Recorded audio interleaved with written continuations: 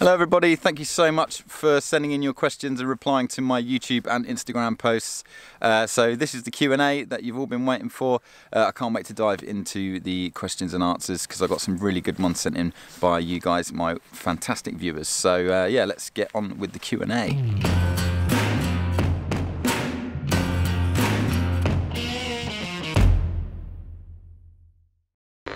Okay, question 1. At what age did you start your first throughish hike? Has there been a special event that got you so deeply into hiking? When I was a kid, me and my dad used to go mud stomping in the woods behind my house, and I guess that was like kind of my first ever experiences of the great outdoors. I mean, it wasn't far, but like for a kid it seemed like it was absolute miles. But when I was 27, back in 2015, I decided to go on my first ever solo travel / hiking stint. I'd never hiked a day in my life, and I rented a car and I drove all the way up from London all the way to Scotland to hike Ben Nevis. And yeah, that was just one experience that I'm never ever going to forget. The guys I was living with at the time, they cancelled and couldn't make it, so I'm quite glad I decided to go anyway, because I ended up having the best time travelling on my own. When I got to Ben Nevis, there was a snow-capped peak. I had all this gear on me, but I didn't have the right gear. I didn't have crampons. I didn't have an ice axe. A little bit similar to today, but I got all the way up to, I'd say, about 200 yards away from the summit, and just sat there thinking, if I go that way, I'm going to possibly die. If I go this way, I know I could probably get back, because the path had completely been covered by snow by that point. I got about 100 meters from the summit and had to turn back because the path was just completely gone. I had no idea where I was, how far I'd come, so I was like, I'm just turning back. I didn't know how to use my map and compass back then, and I remember just sitting there in the complete silence, and all I could hear was snowflakes hitting the ground. There was nobody around, and I just remember thinking, this is it. Like, I absolutely love doing this. I love being out here and I love pushing myself. And even though I reached my limit and was like, I need to turn back, I said to myself, I'm going to keep doing this and keep doing this.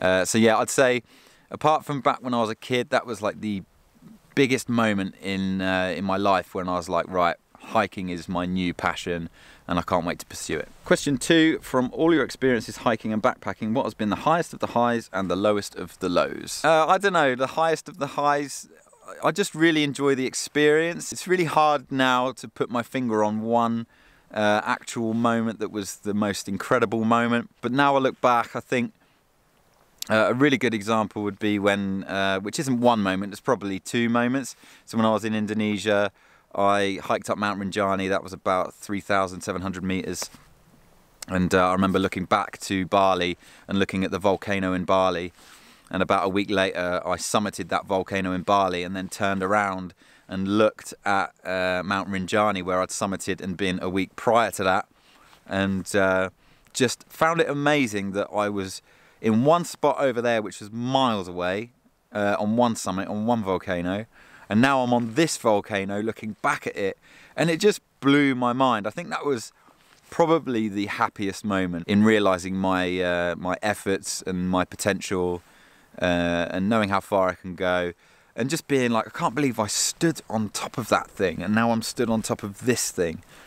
It's amazing what the human body can do. Back then I wasn't very experienced, but yeah, watching that sunrise behind Rinjani and realising that was a fantastic moment in my life. I think the lowest of the low has to be Kalapatar, just after Everest Base Camp the morning after, and my altitude sickness really got the best of me, and I had to stop dead in my tracks and leave the photograph of my auntie there. It's literally just up there, and I had to stop. Felt really bad, just taking a tablet. Just gonna like sit here for a minute, because that was so horrible. Just came over me like a woof. I wasn't that gutted that I didn't make it, but thought I was gonna pass out and be sick everywhere, and didn't feel good at all. Put me in a bit of a bad mental state for a few hours, and all I wanted to do was just turn back. So yeah, that was probably the not the lowest part, but possibly the toughest thing I've had to do, yeah. Question 3. Did you ever wear wool socks and a sock liner on the Everest Base Camp trek? In lower elevations on the Everest Base Camp trek, I just wore a thin sports sock because it's actually quite hot during the middle of the day. But once you get past Dingboche/Loboche and you're getting into the 4,000, 5,000 meter altitude range, it starts to get really cold. So I wore a merino wool sock past Dingboche and Loboche, and I had 2 dry pairs for that. And then when I got to Kalapatar, I switched out and used a much drier pair. But I recommend saving a super dry, unworn, clean pair of socks for Kalapatar, because you're going to get to about -15, -20, and I swear to God, I nearly got frostbite on that day. It was so cold. So yes, socks are important, but only at the higher elevations, I'd say, especially if you're doing the trek in the autumn or the springtime. Question 4. Where do you get your inspiration for adventures, and how long does it take you to prepare for one? I usually get my inspiration through word of mouth. Like, I'll meet someone who's been somewhere and they're like, you have to go here, it's an amazing hike, really amazing place, and I'll write it down and I just go there. Sometimes I'll watch a YouTube video of somewhere by somebody else and I say to myself, I just have to go there as well. Usually it's places that just look completely and utterly irresistible, and you just imagine yourself being there on that trail, so that's always a good way to do it. In terms of preparation, it doesn't take me long to prepare. I've got all my gear dialed in, and depending on the season and how long the trek is, I know what to pack. And yeah, I don't really prepare that much. I just know that I've got to get somewhere, and then I'll drive to the place I need to go to, and then I'll start the hike from there. Question 5. If I could hike any trail in the world, what would I choose? So obviously the PCT is really high on my list at the moment. Sadly, I couldn't do it this year because my father fell quite ill, and I didn't want to leave him, but I'm definitely doing it next year. Other trails I've wanted to hike are the Te Aurora in New Zealand. That just looks absolutely epic. The scenery and the mountains, they just look so good. That's one not to miss. The Great Divide Trail in Canada is also one I'd really love to do. A couple of YouTubers that I've watched, they've said that it's the most beautiful, picturesque trail they've ever walked on in North America / Canada. So yeah, those are 2 that I really want to do. Question 6. If budget and limitations weren't a factor, where would your ideal trek be?